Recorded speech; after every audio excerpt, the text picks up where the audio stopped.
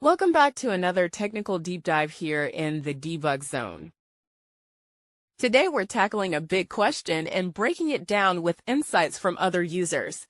Hopefully this clears up some misconceptions and helps you get the answer you need. So buckle up, stay a little curious, and let's jump right in.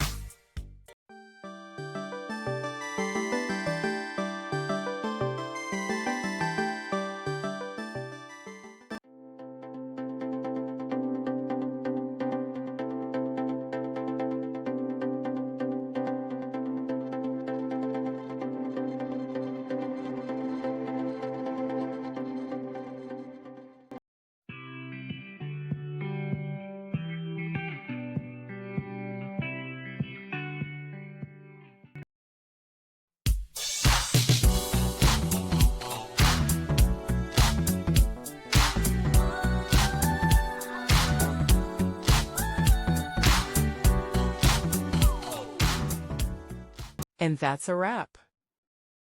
I hope you found the answer you were looking for. If you did, take a second to hit that subscribe button. It really helps out. And let me know in the comments which solution worked best for you. See you next time in the debug zone.